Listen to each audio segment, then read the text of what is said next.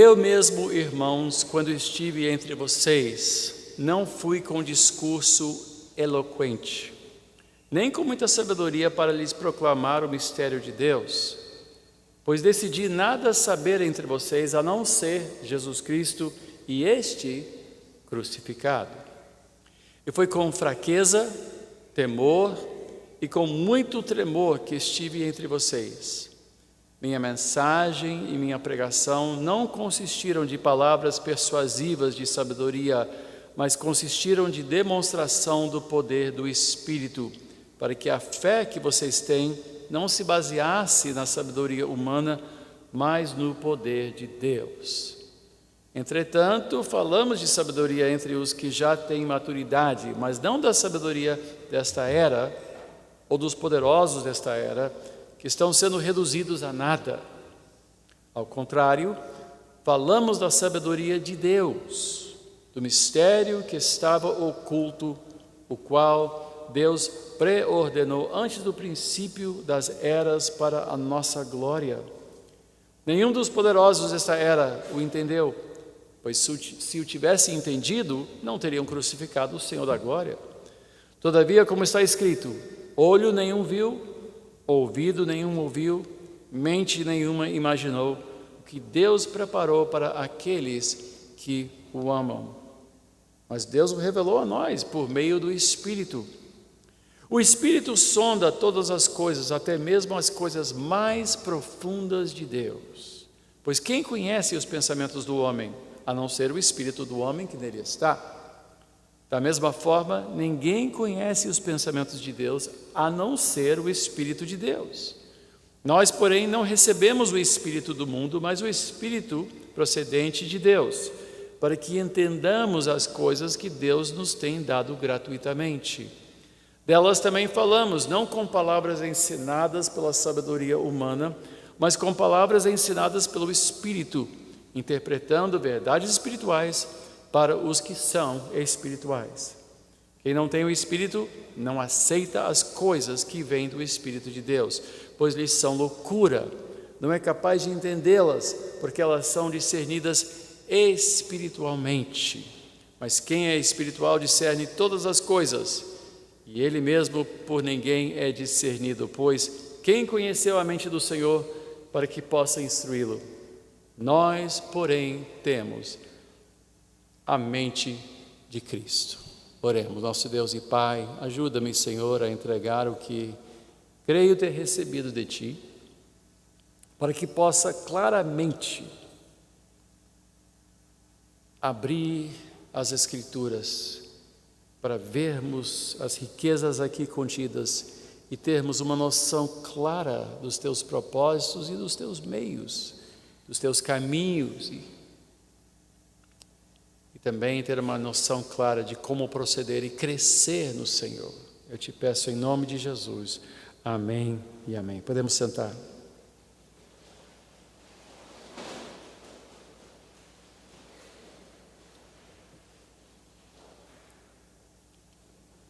Depois de 7 anos no exterior, recém-ordenado ao ministério, eu tinha muitas coisas na minha cabeça, mas eu descobri que eu não sabia expressá-las bem para que todos entendessem.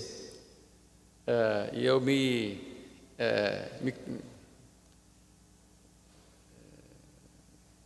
tive muita dificuldade no início. Ainda bem que eu casei com uma brasileira que me ajudou a aperfeiçoar a língua. Às vezes eu pegava algumas gírias dos goianos, porque ela vem de Brasília, mas é de origem goiana. E então eu ia para o púlpito e dizia: aquilo que Deus me deu, boi não lambe. E ela dizia: não fala isso é gíria goiana. Eu tentando me fazer comunicar, porque comunicação não é bem o que você fala, mas é o que pessoas entendem. Não adianta só falar, tem que haver quem entenda. É a velha pergunta filosófica: se cair uma árvore no meio da floresta e não tiver ninguém para ouvi-la, será que houve um som? Essa é uma das questões em filosofia, básica. E se eu falar e ninguém entender, Houve comunicação? Absolutamente. Não houve comunicação. Quando nós aprendemos um idioma com o propósito de nos comunicar com alguém de outra língua, descobrimos que todas as coisas têm uma palavra diferente para aquilo que já conhecemos. Ou seja, se é pão em português, se é bread em inglês. Se você quiser falar com alguém em inglês, você terá que aprender o inglês. Muitas pessoas não entendem isso e acham que por falar mais alto e mais lentamente, um estrangeiro vai nos entender. Eu me lembro que eu estive, inclusive, com os colegas, os amigos, nós tínhamos um convidado americano, e um dos pastores, na intenção de fazê-lo entender, virava assim para o americano e dizia: vem comigo, vem comigo. Eu disse: isso não é inglês, meu irmão. Isso não, vem comigo. Até tentou botar o sotaque em inglês para ver se entendia o português dele, mas não entendia, porque quando se fala uma língua, para se fazer entender, você tem que aprender a língua. Agora,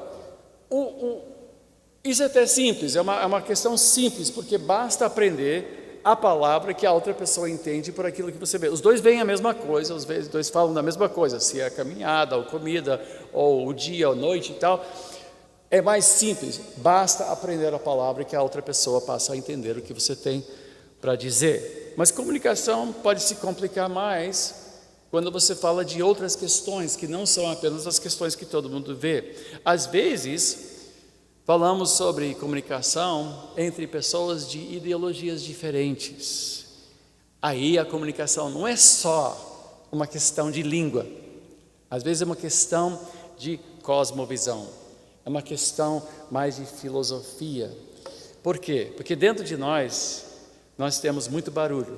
Nós temos todo um pano de fundo. A comunicação seria o palco no qual tudo se desencadeia.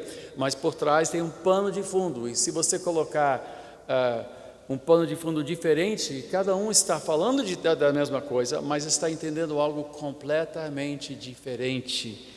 Então, às vezes, quando se fala do mesmo assunto, as pessoas não se entendem, não porque não falam a mesma língua, mas porque não falam com o mesmo pano de fundo. Um entende o problema como sendo uma coisa, outro fala desses mesmos problemas como sendo expressão de algo até bastante diferente.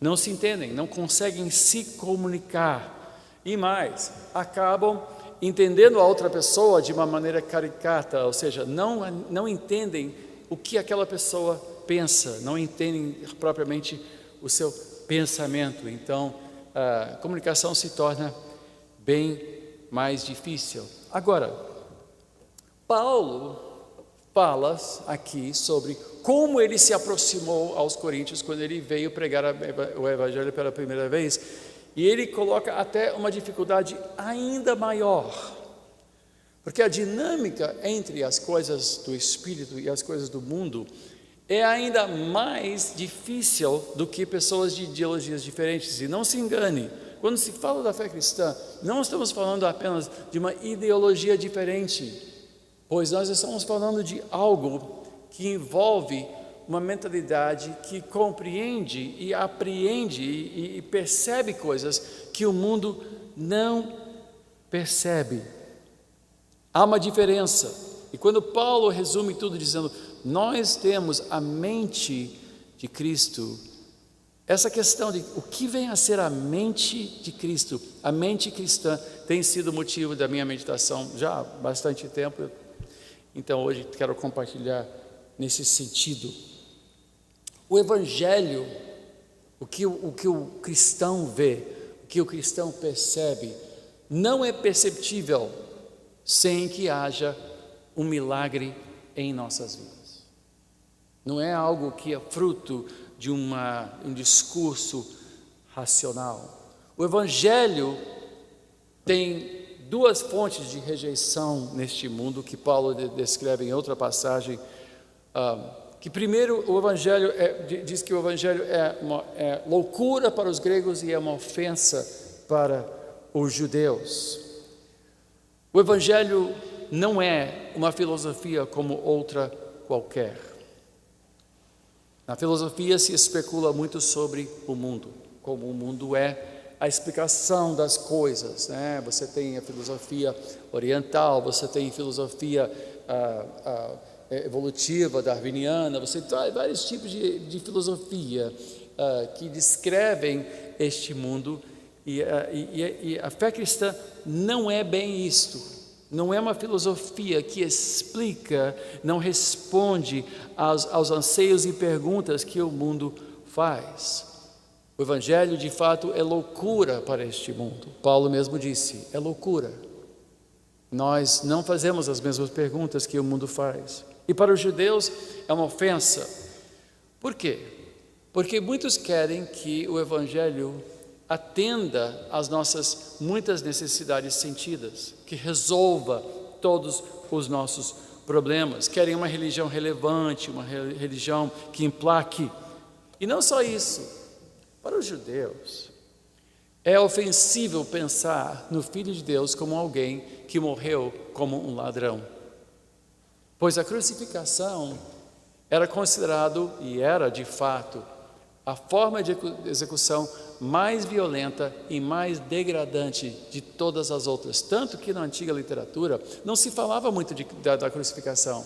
Os próprios evangelhos não descrevem a crucificação, apenas afirmam que Cristo foi crucificado, mas não descrevem tudo o que aconteceu, porque a crucificação, até pelos autores do Novo Testamento, era considerado algo horrendo, algo hediondo, algo degradante. O crucificado morria de maneira absolutamente desumana, o crucificado era abatido como um animal. E isso ser o cerne, quando a gente fala da cruz, a gente usa essas cruzes decorativas e é tão bonito, mas a verdade é que a cruz era um símbolo da maneira mais degradante e grotesca que uma pessoa poderia sofrer.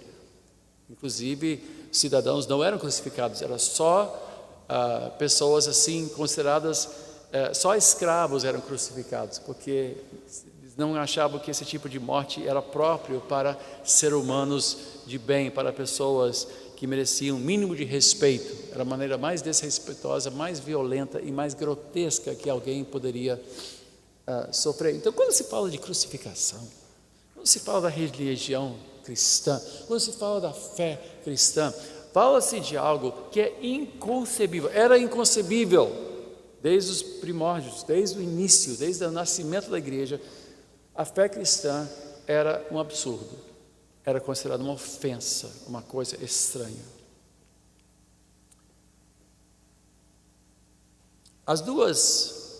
Quando a gente pensa, quando o mundo pensa sobre a fé, o mundo sempre começa com o seu contexto e pergunta: como é que a fé se aplica a mim? Como é que a fé se encaixa na minha vida? O que Deus tem para me dar? O que Deus tem para fazer? O que Deus vai fazer para melhorar a minha vida? Ou seja, o mundo parte do princípio que o homem é o juiz de todas as coisas e é a medida de todas as coisas, né? Então, a pergunta é: como é que Deus explica isso? Como é que Deus explica a existência do mal? Como é que Deus explica a justiça? Como é que Deus explica tudo que existe? Será que sofrimento é karma ou é castigo? Como é que Deus explica as origens? Como é que Deus faz as coisas? Para que serve o Evangelho? Para que serve a Bíblia? Para que serve oração? E muitas pessoas perguntam isso: bispo, para que serve a oração?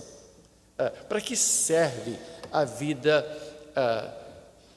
piedosa? Para que serve a presença de Deus? Como se Deus estivesse a nosso serviço, entende? Quando nós pensamos em religião de modo mundano, estamos sempre tentando achar alguma coisa que se aplique à nossa vida, algo que se encaixa na nossa vida e no nosso mundo. Nós buscamos na Bíblia respostas às nossas perguntas, e de fato a Bíblia contém todas as respostas necessárias, só que a Bíblia também contém as perguntas necessárias, e nem todas as perguntas que nós fazemos são perguntas necessárias, são perguntas relevantes, são perguntas de importância eterna. As questões mais importantes para Deus não são as questões que não são importantes. Nós queremos ser alguém, para Deus isso não é importante. Nós queremos prosperar e ficarmos ricos. Para Deus, isto não é importante. Nós queremos ser sempre felizes, ainda nesta vida. E para Deus, pasmem, isso também não é importante. O problema da humanidade não é o que a humanidade imagina ser o problema.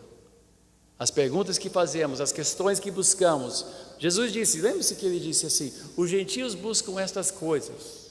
Em Mateus 6 ele disse, não se preocupe com o que haverás de comer, ou de beber, ou o que haverás de vestir. Por quê?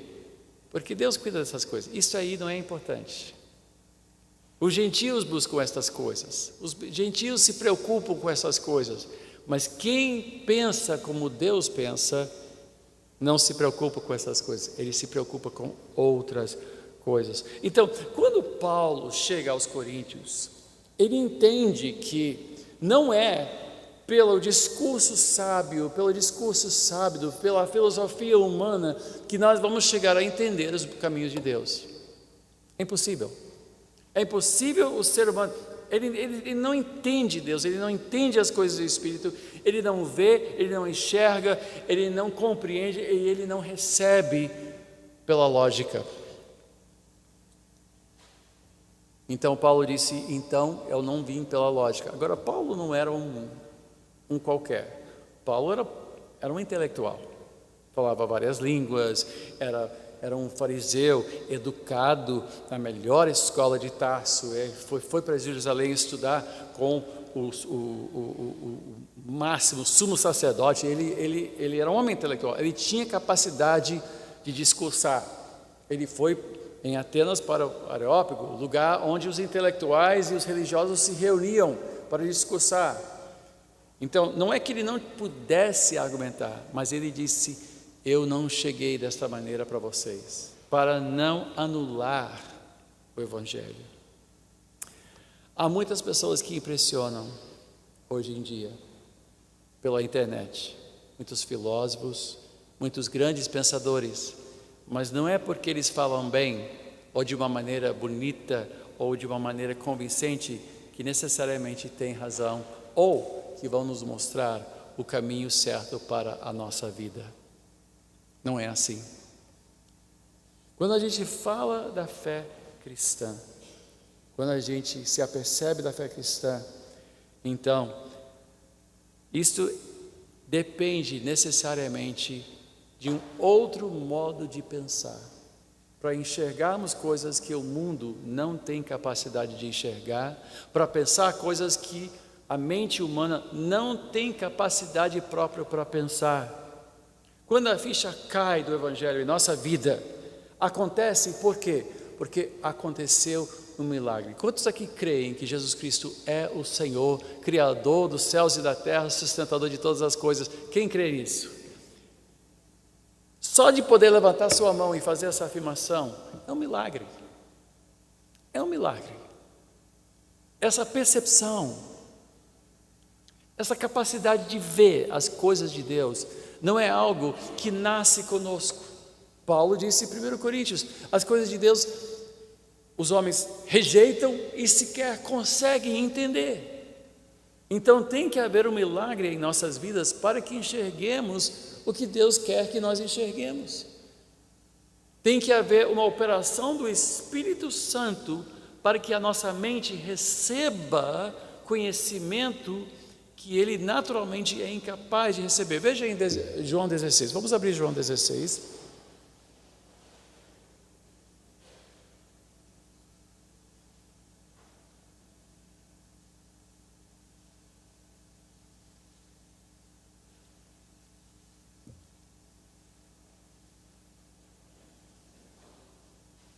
Versículo 7. Jesus está falando para os seus discípulos, esse faz parte do seu discurso de despedida aos discípulos, conhecido como discurso de despedida. Ele diz, mas eu lhes afirmo que é para o bem de vocês que eu vou. Está prestes a voltar para o Pai. Se eu não for, o conselheiro não virá para vocês, mas se eu for, eu o enviarei. Quando ele vier, convencerá o mundo do pecado, da justiça e do juízo. A outra tradução diz do juízo vindouro, né? Está falando do juízo final. Do pecado, porque os homens não creem em mim. Da justiça, porque vou para o Pai e vocês não me verão mais. E do juízo, porque o príncipe deste mundo já está condenado. Não é que o mundo não tenha opiniões sobre o que essas coisas sejam. O mundo tem uma opinião sobre o que seja pecado, ou até de que não exista pecado. O mundo acha que pecado é uma palavra arcaica, anacrônica e que não se aplica à realidade. Mas o Espírito Santo nos convence do nosso pecado e da nossa necessidade de um Salvador, de alguém que nos perdoe e alguém que nos salve dos nossos pecados e do nosso estado pecaminoso. Só o Espírito Santo convence disso. Você não pode convencer alguém de que essa pessoa seja ou não um pecador. Impossível. Falar do juízo final, uma teoria, quem sabe, não sei. Todo ano, quando vem a Páscoa, e nós vamos agora começar a Quaresma a partir de quarta-feira de cinzas, que termina depois de 40 dias, nós estaremos então celebrando a Páscoa. E novamente, veja se ainda estiver funcionando daqui a 40 dias, não sei, época, não sei se ainda vai ter esse jornal daqui a 40 dias, mas vamos fazer alguma matéria sobre Jesus. Será que ele foi? E esses dogmas históricos, por que pessoas ainda acreditam nessas coisas? Ou seja, estas certezas que nós temos, o mundo não tem, não percebe, não recebe e não entende. É impossível vir a conhecer as coisas de Deus sem que o Espírito Santo faça o milagre em nossa mente e no nosso coração. Na mente para compreender e no coração para abraçar e seguir. Paulo disse, nós temos a mente de Cristo, nós entendemos coisas sobre Deus que só Deus pode nos mostrar, só Deus pode revelar. Então, quando pessoas dizem, prova para mim que há um Deus, não é pela razão, não é pela lógica, não é pela sutileza, não é pela filosofia. Paulo disse, eu não vim com argumentos sutis. Por quê? Porque não é por aí que você chega à fé, não é por aí que você dá seu testemunho. Discussão não convence. A única coisa que convence, que é viva e eficaz para convencer, é a Bíblia. Quantas vezes, né, bem, quando a gente era adolescente, a gente queria falar de Cristo para alguém, a gente comprava toca-fitas, né, fitas com música cristã, né? Alguém se lembra, alguém sabe o que é um fita cassete aqui? Quem sabe o que é um fita cassete? Tá bom, então. Alguns, leia um livro de história, você vai descobrir o que é um fita cassete. A gente fazia aqueles fita cassete com músicas, seleção de músicas, para ver se a pessoa entendia, se animava, né? E de certa forma a gente tentava vender o evangelho para a pessoa. Não, Cristo vai te deixar feliz, você não vai sofrer mais e tal. Ou seja, a gente queria convencer pessoas a serem cristãos pela lógica, pelo argumento. Olha, você precisa disso. Mas a verdade é que a fé não vem assim. Romanos 10, versículo 17, diz muito claramente, a fé vem por se ouvir a mensagem, e a mensagem é ouvida mediante a palavra de Cristo. Não é debate, não é argumento, não é discurso, é a palavra de Deus que gera a fé. Mais importante do que qualquer outra coisa é simplesmente comunicar o que a Bíblia diz. A Bíblia diz.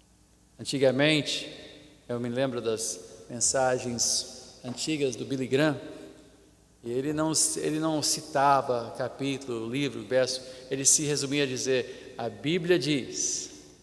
Se a Bíblia disser, se a pessoa ouvir a palavra de Deus, e por isso que quem fala de Cristo para outras pessoas tem que conhecer a palavra de Deus, tem que conhecer a Bíblia, porque ao falar a palavra de Deus, a fé nasce no coração, é mediante a palavra de Cristo.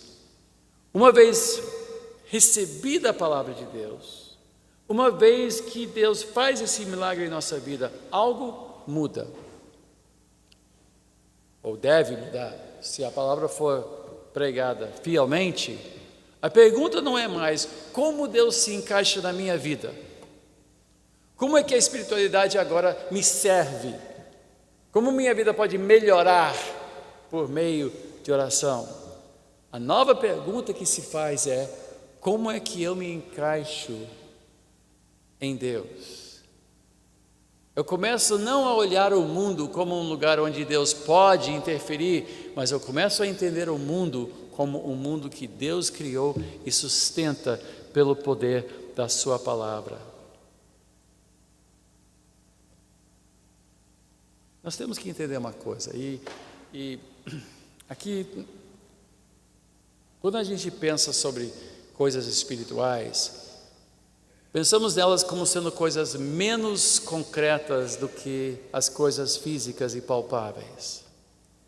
Quando nós pensamos no espírito, pensamos em algo meio assim, fora do ar. Uma pessoa espiritual, uma pessoa não muito prática, uma pessoa não muito pé no chão, é uma pessoa assim, meio assim, de outro mundo. E há pessoas que passam por essa fase na sua vida espiritual. É uma fase muito imatura, mas pessoas que tentam ser espirituais. Então, pessoas ficam assim, meio fora do ar. E você diz: e aí, meu irmão, tudo bem? E a pessoa: rapaz, falam assim baixinho, aquela fase, irmão, né? São Francisco, eu chamo a fase São Francisco, né? Irmão Sol, irmã Lua, aquela coisa, andam por aí meio avoados. Mas a pessoa espiritual não é uma pessoa avoada, é uma pessoa que vive muito praticamente, de uma maneira muito concreta a sua espiritualidade, só que entende que o que é do Espírito é mais real do que aquilo que tocamos e vemos. Como exemplo, após a ressurreição, os discípulos estavam escondidos num quarto, num cenáculo, uma sala. As portas estavam trancadas e de repente Jesus aparece no meio deles. Ele adentrou a sala, mesmo com as portas trancadas. Aí pessoal, nossa, então ele pode passar pelas paredes. Que coisa interessante. E ficam pensando que o espírito é como se fosse uma fumaça, fosse menos do que físico, e então passasse pelas paredes, né? Só que o espírito não é menos, o espírito é mais do que físico, é mais sólido do que isto que nós tocamos. Quando eu entro numa piscina, eu não ando na piscina passando pela água porque eu sou menos que a água. Pelo contrário, eu consigo transitar pela água porque eu sou mais sólido do que a própria água.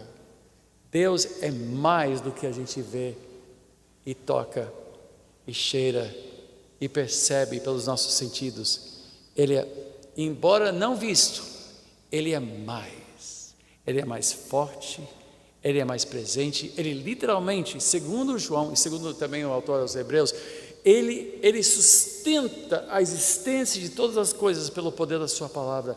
Deus é aquele em quem nós vivemos, respiramos e temos o nosso ser. Foi o que Paulo disse ao Areópago. Esse Deus é tão real, Ele é tão mais sólido, mais importante, mais determinante, mais forte do que tudo que eu vejo. Céus e terra passarão, mas a minha palavra não passará. Os propósitos de Deus são mais fortes, são mais irresistíveis. Tudo que nós vemos ao nosso redor é passageiro. Tudo que nós vemos ao nosso redor corrói. Tudo que nós vemos, todos os planos, todos os propósitos, todo o poder, toda a força humana, todo o empreendimento, o carro mais lindo, mais caro que existe, um dia vai sentar em cima de um monte de ferro velho, porque vai corroer, vai passar. Ele não consiste. No entanto, Deus é o mesmo, ontem, hoje e sempre. E quando nós percebemos coisas do Espírito, quando nós temos a mente de Cristo, Nosso conceito sobre essas coisas todas muda radicalmente. Vemos coisas que o mundo não vê, percebemos coisas que o mundo não percebe, valorizamos coisas que o mundo não valoriza e não valorizamos as coisas que o mundo valoriza. Não valorizamos fama. Não valorizamos status. Status não importa. Não valorizamos a juventude eterna, porque ninguém será jovem para sempre. Todo mundo envelhece. Mas aquele que está no Senhor vai se renovando dia a dia de glória em glória. Aprendemos isto, não é tudo de uma vez, mas entendemos que o mundo ao nosso redor e os nossos antigos valores, aquilo que nós valorizávamos em Deus, não tem a importância que imaginávamos. A mente de Cristo nos leva a ver coisas que o mundo não vê, a valorizar coisas que o mundo não valoriza, e a desprezar as coisas que o mundo acha muito importante, que o mundo preza muito. O mundo valoriza a fama. Meu Deus, como nós valorizamos a fama. Celebridades. Meus irmãos, celebridades calçam os sapatos um pé de cada vez. Celebridades são apenas pessoas que muitas pessoas conhecem, mas são frágeis, são pecadores e precisam de Deus. Os ricos, idem. A sua fortuna desaparece de noite para o dia, mas o que conhece o Senhor viverá para sempre na presença de Deus. E é habitado pelo Deus triuno. Estas são as coisas que importam. Quem tem a mente de Cristo valoriza a virtude, valoriza a simplicidade, valoriza a oração, valoriza o silêncio, valoriza a comunhão. É um amigo fiel, que não trai, que não é levado pelas ondas deste mundo. O que nós percebemos com a mente de Cristo não é algo que o ser humano tem capacidade de perceber. Não tem. Não é que a fé seja irracional, é que a fé se reporta a um mundo que o mundo ao nosso redor não enxerga. Se reporta a um tempo que o mundo ao nosso redor não vislumbra. Um tempo em que não haverá mais choro. Um tempo quando haverá novos céus e nova terra. Um tempo em que não haverá mais guerra, não haverá mais luta. Um tempo em que todo joelho se dobrará e toda língua confessará que Jesus Cristo é o Senhor. E tudo que nós estamos vivendo agora é apenas um prelúdio para este tempo que vai durar para todo sempre. A fé é algo que nós recebemos de Deus para entender coisas que vão muito além do que as pessoas humanamente entendem. A mente de Cristo não é apenas uma linguagem diferente, não é uma ideologia diferente, é a visão de uma realidade completamente diferente. Quando se fala da comunicação entre duas pessoas de língua diferente, estão descrevendo a mesma coisa. Então é pão em uma língua, é bread em outra língua. Ou quando se fala, enfim, basta aprender a palavra que a pessoa já entende sobre o que está falando. Mas não é assim com a mente cristã. A mente cristã fala de coisas que o mundo nem sequer consegue ver, nem sequer consegue perceber. A oração de Paulo em Efésios 3, vamos abrir, Efésios 3, versículo 14.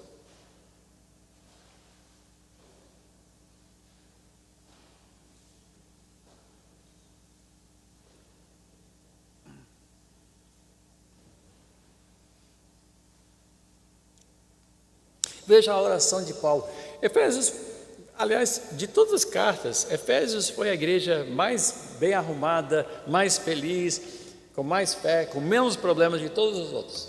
Efésios foi uma igreja fantástica. Mas Paulo faz esta oração a partir do versículo 14, dizendo: por essa razão ajoelho-me diante do Pai, do qual recebe o nome toda a família nos céus e na terra.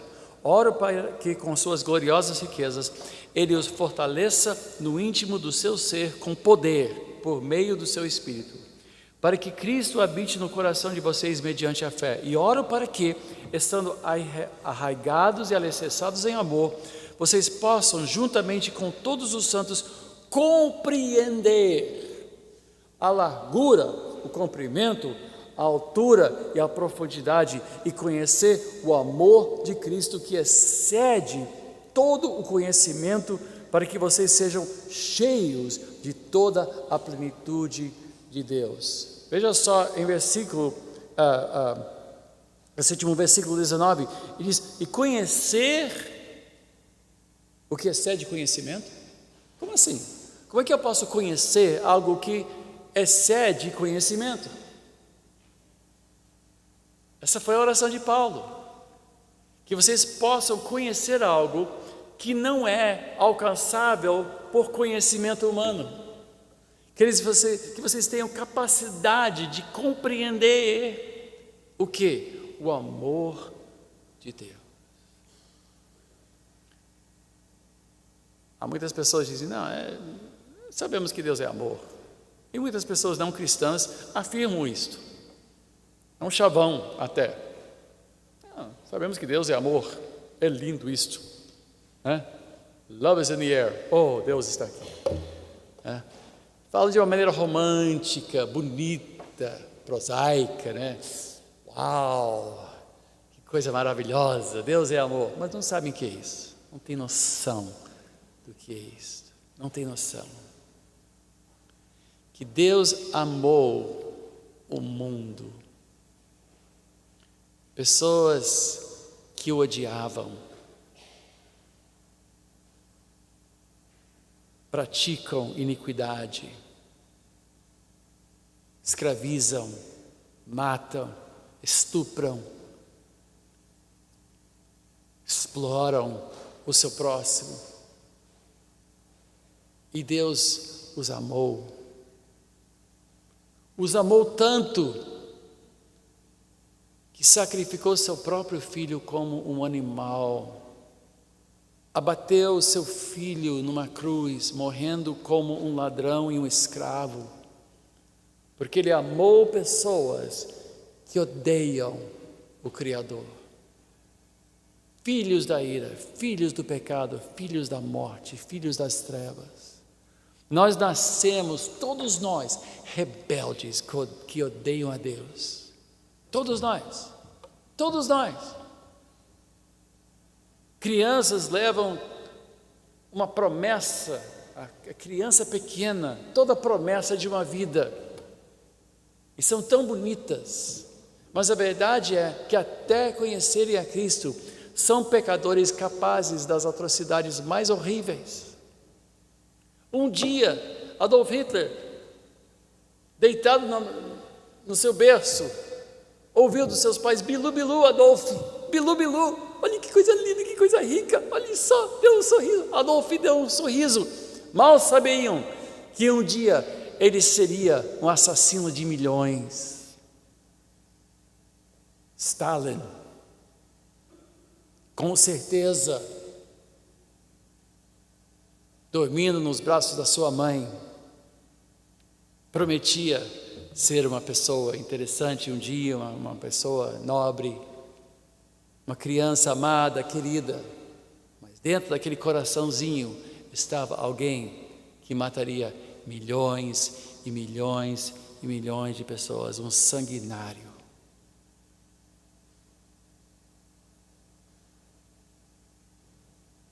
Eu aposto que Maduro foi uma criança linda.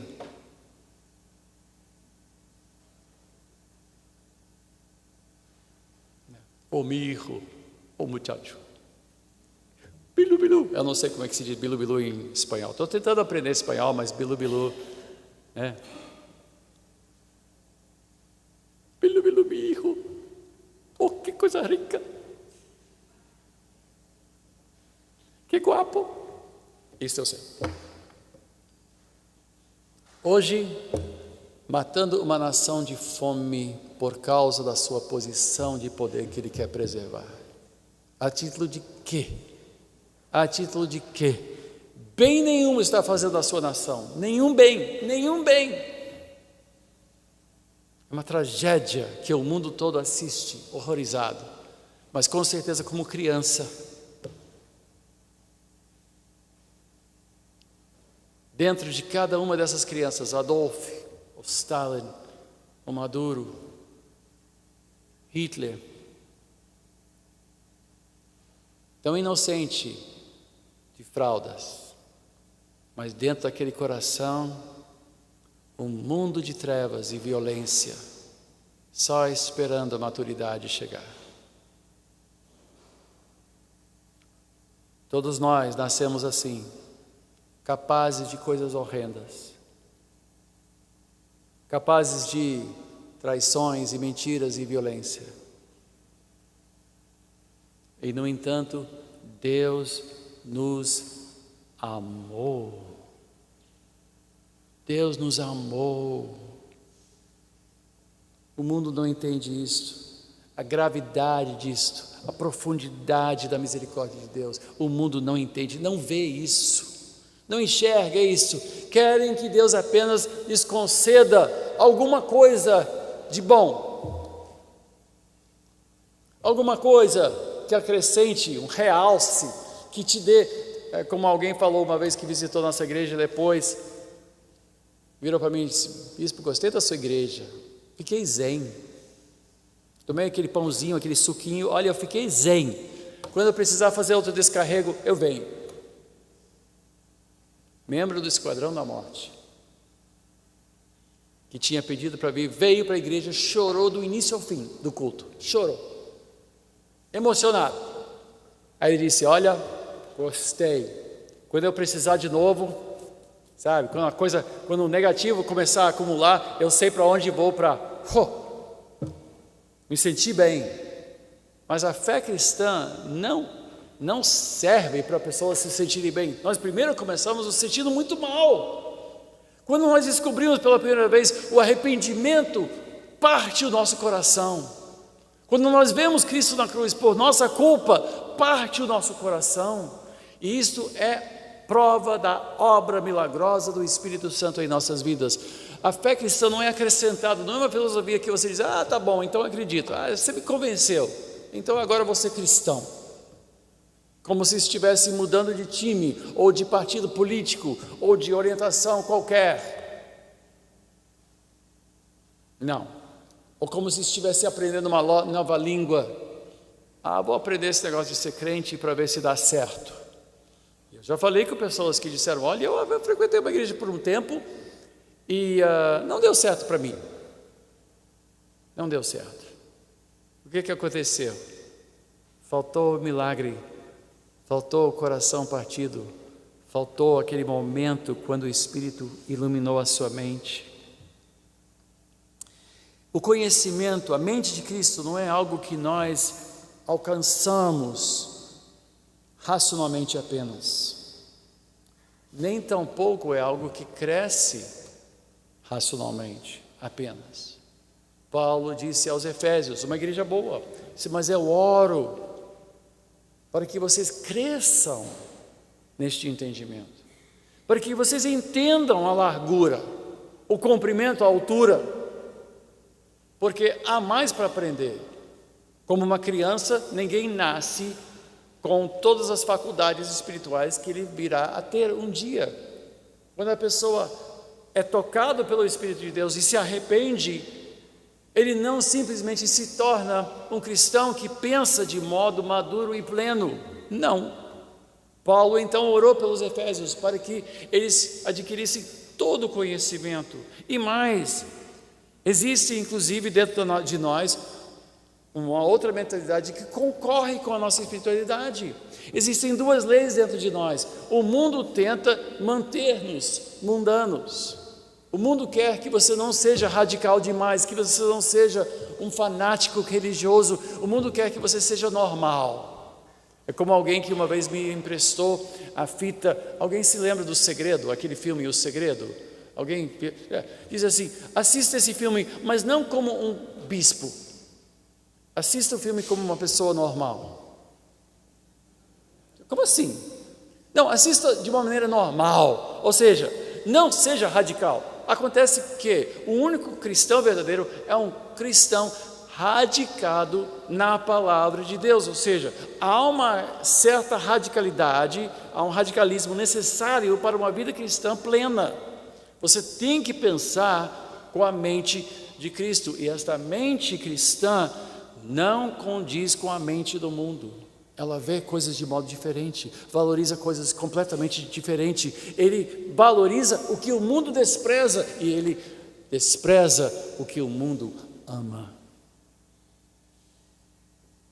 Tanto que Paulo diz: olha, não se engane, não se engane. Quem se faz amigo do mundo se faz inimigo de Deus.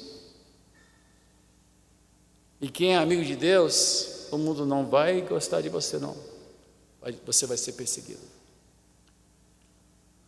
Paulo então diz aos Romanos, e essa é uma passagem que a gente cita muito, Romanos 12, versículo 1 e 2, diz: portanto, meus irmãos, rogo-lhe pelas misericórdias de Deus, que isso ofereçam em sacrifício vivo, santo e agradável a Deus.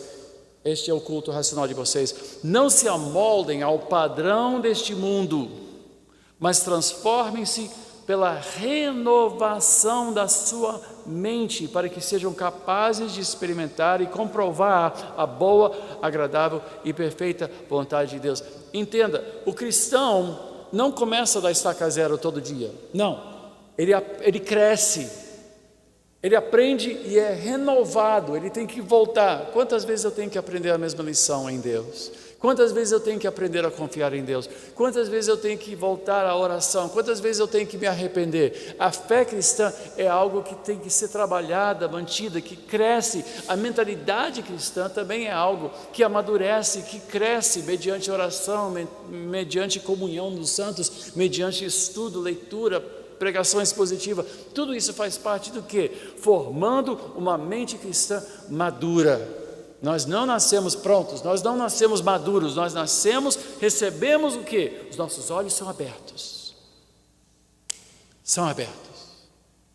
E dentro disso começamos a caminhar. Mas a gente não vai direto para o céu, continuamos com o pé no chão, continuamos cercados por noticiário, cercados por provocações. Vamos no shopping e as vitrines nos chamam: compra isso, compra aquilo. E você diz assim: nossa, que coisa linda, eu preciso disso. Você não precisa coisa nenhuma.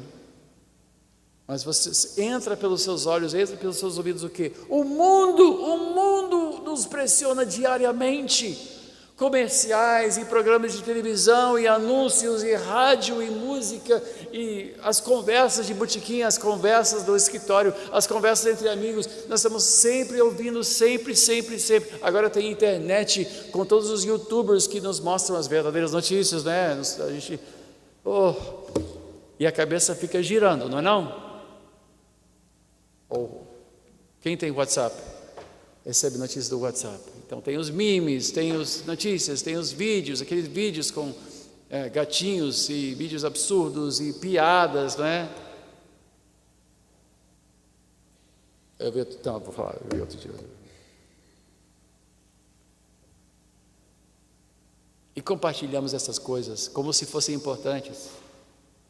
Quantas vezes eu já ouvi alguém dizer para mim: isso é tão absurdo, meu Deus, que coisa absurda, olha isso.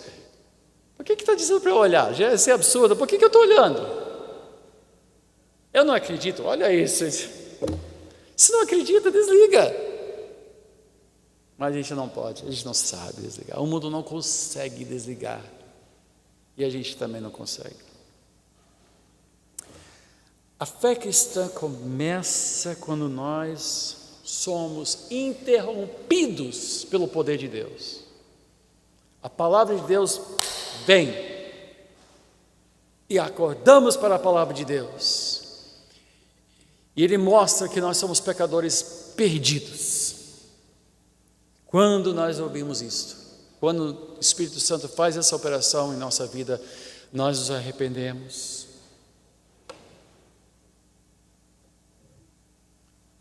Ao longo da nossa vida nós temos que investir nesta realidade. Nós temos que começar a perguntar, em vez de como é que Deus se encaixa nisto, perguntar o que Deus quer de mim, o que Deus tem a ver com tudo isso. Com cada ação, cada decisão, cada pessoa, cada relacionamento, cada escolha ou reação, nós temos que submeter todas as coisas, como disse Paulo, levando cativo todo pensamento para torná-lo obediente a Cristo. O cristão maduro é um cristão que pensa sobre Deus mais e mais e mais e mais. Ele vê sua vida perante a face de Deus, ele vive sua vida perante a face de Deus, ele mede as coisas por medidas espirituais e não só humanas. Quando eu vejo essas coisas, seja eleição, ou seja crime, ou seja economia, prosperidade, essas coisas todas que estão sendo propostas, eu me pergunto, o que Deus quer com tudo isso? Que efeito isso terá sobre nós? E se o Brasil voltar a prosperar, fará bem a nós? Fará bem ter mais e mais e mais dinheiro? E essa crise que nós passamos de 4 anos, esses últimos 4 anos, terríveis, apertados, minguados, difíceis, incertos e inseguros, com criminalidade cada vez maior, nós nos aproximamos mais a Deus, aprendemos nossa lição, aprendemos que podemos viver com menos, aprendemos a ser pessoas mais comedidas, porque muitos estão mais comedidos por necessidade, por força da economia, por desemprego, ou por um aperto cada vez maior. Será que aprendemos nossa lição? Ou será que assim que a coisa melhorar, vamos voltar à gastança e a viver de maneira irresponsável e pouco generoso? Então, seja crise, ou seja fartura, a pergunta não é se é bom ter mais, a pergunta é: que função tem isto em minha vida com Deus? A crise não é, como as coisas estão difíceis, mas o que eu posso aprender com Deus agora? Com saúde, a pergunta não é só, estou me sentindo bem, mas como posso melhor servir a Deus agora? Ou, em casos de doença, que propósito Deus tem a ver em tudo isso? Porque tudo, certamente, seja pela nossa alegria ou tristeza, seja pelo nosso riso ou pelas nossas lágrimas, seja pela nossa vida ou a nossa morte, tudo glorifica a Deus. Tudo irá glorificar a Deus, mais cedo ou mais tarde, tudo será para a honra e glória de Deus. A minha pergunta é: Senhor, qual é o teu propósito em minha vida? Não são quais são as minhas ambições, qual é o meu propósito, mas qual é o teu propósito? Em vez de eu ver Deus como alguém lá fora que pode se envolver na minha vida, na medida que eu deixo, a minha pergunta é: como é que eu posso fazer parte dos planos de Deus? Veja que é uma inversão completa. Então não adianta vender Cristo como se vende qualquer outro produto, não adianta promover a vida cristã como se promove adesão a um partido político ou adesão a algum tipo de time de futebol ou algum tipo de academia onde você pode ir malhar e se sentir melhor. Não! Quando se fala de Deus, estamos falando de alguém que você só conhece quando você se submete completamente a Ele. Quando você se rende completamente a Ele. Quando Ele é Senhor de tudo. Você só compreenderá a Deus quando você se submeter inteiramente a Ele. Paulo disse em Filipenses 3, eu vou terminar com isso. Capítulo 3 de Filipenses, versículo 12. Se quiser abrir, Filipenses 3, versículo 12.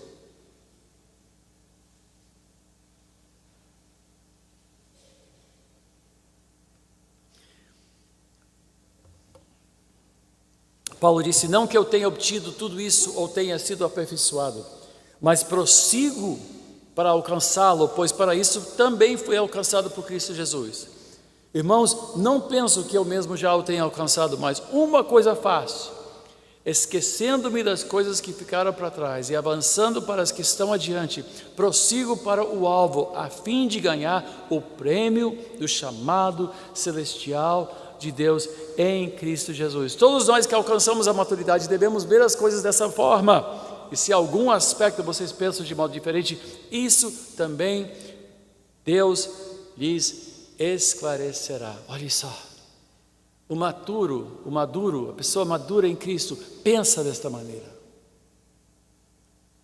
Seu pensamento tem um alvo, a glória que alcançaremos.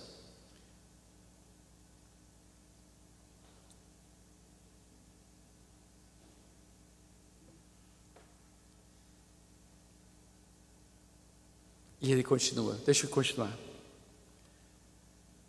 Versículo 16: tão somente vivamos de acordo com o que já alcançamos. Irmãos, sigam unidos o meu exemplo e observem os que vivem de acordo com o padrão que lhes apresentamos. Pois como já lhes disse repetidas vezes, e agora repito com lágrimas, há muitos que vivem como inimigos da cruz de Cristo. O destino deles é a perdição, o seu Deus é o estômago e eles têm orgulho do que é vergonhoso, só pensam nas coisas terrenas. Olha só, a angústia com que ele enxerga como os povos desse mundo vivem, estão a caminho da perdição e valorizam coisas vergonhosas. A nossa cidadania, porém, versículo 20, está nos céus, de onde esperamos ansiosamente o Salvador, o Senhor Jesus Cristo. Pelo poder que o capacita a colocar todas as coisas debaixo do seu domínio, ele transformará os nossos corpos humilhados, tornando-os semelhantes ao seu corpo glorioso. O cristão vive com os olhos fixos naquilo que está por vir. Ele vive uma realidade que está por vir, vai se cumprir quando ele chegar, quando todas as coisas forem transformadas. Mas isso envolve o quê? Um aprendizado, uma maturidade, a renovação da nossa mente para que provemos a perfeita, boa e agradável vontade de Deus. Paulo disse em Efésios que ele orava para que os seus membros, os membros da igreja de Éfeso, fossem cheios da plenitude de Deus. Quando nós pensamos com a mente de Cristo, Deus enche o nosso ser. Quando nós pensamos como Cristo, nós provamos a sua perfeita e boa vontade. Quando nós dedicamos a nossa mente às coisas de Deus, nós participamos de Deus. E quando nós fazemos isto, nos preparamos para a glória vindoura. Tudo isso é mais do que razão para cultivarmos a mente cristã. Sua mente não é uma lata de lixo. Cuidado com o que você joga na sua mente. A grande maioria das pessoas, inclusive cristãos, tratam sua mente como uma lata de lixo. Qualquer coisa serve para jogar lá dentro. Qualquer lixo. Para ocupar o tempo, para distrair, para entreter. Mas a sua mente não é uma lata de lixo. É pela mente que nós nos renovamos e apresentamos os nossos corpos como sacrifício vivo, santo e agradável. E é por esse meio que Deus vai nos enchendo, vai enchendo a nossa vida. Paulo disse aos Romanos, em capítulo 8, ele disse: a mente carnal nos leva à morte, a mente do Espírito nos leva à vida e paz. E há muitos cristãos que não gozam de vida e paz, vivem conflitados, vivem divididos, porque têm um pé no mundo e têm um pé nas coisas de Deus, e não pensam nas coisas que vão te fazer bem. A pessoa que come qualquer coisa vai ter uma saúde muito precária. Se você comer coisas que não deve, sua saúde não irá bem. Saúde envolve a se alimentar do que é bom. Se você beber Coca-Cola, e eu tenho birra com Coca-Cola, que é um veneno. Então é Coca Zero, pior ainda. Pior ainda. Mas se comer bobagem, vai ficar obeso, vai ficar doente, vai ser cardíaco, vai ter hipertensão, não vai dormir bem, e bem feito. Bem feito. Tem que pensar, tem que comer bem. Quem se encher de açúcar, vai ter colesterol pelo teto, vai ter problemas cardíacos. Açúcar é um veneno. E que enche a sua mente com os valores desse mundo, com as vaidades deste mundo.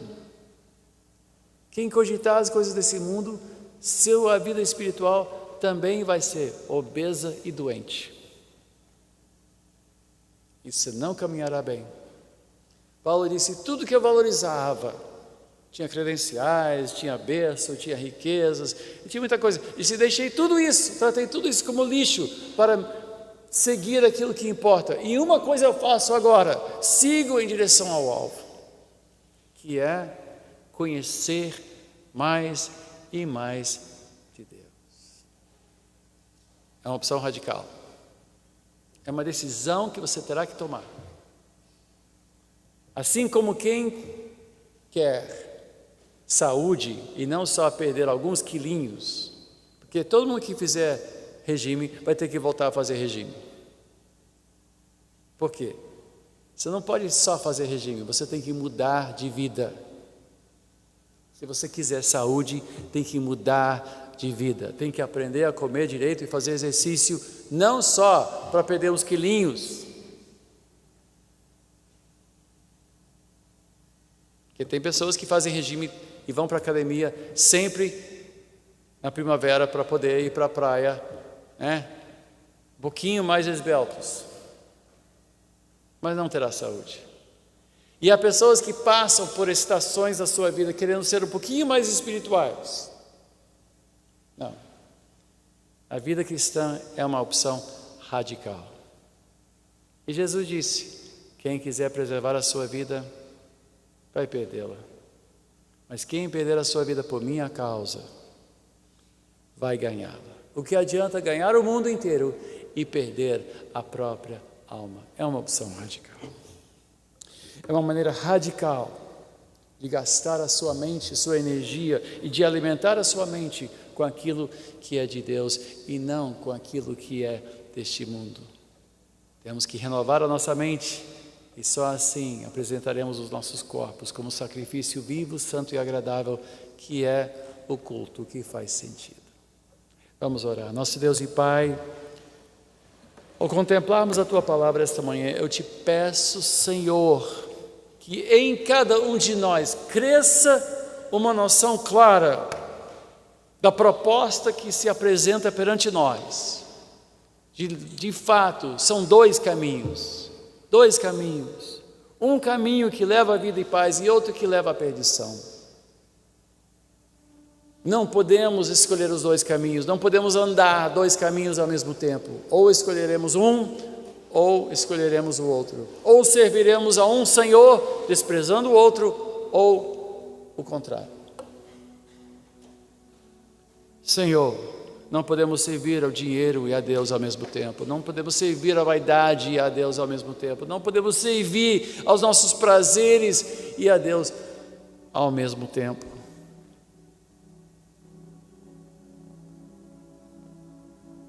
Então, Senhor, que o poder do Teu Espírito Santo venha agora. Ó Espírito de Deus, vem agora.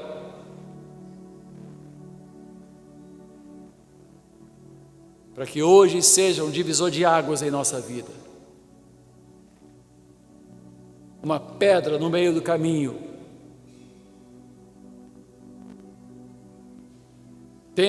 Forçando-nos a escolher. Desafiando-nos a escolher a vida ou a morte. A corrupção ou a vida plena. A doença e debilidade espiritual, ou uma vida renovada de paz em Cristo e de promessa eterna.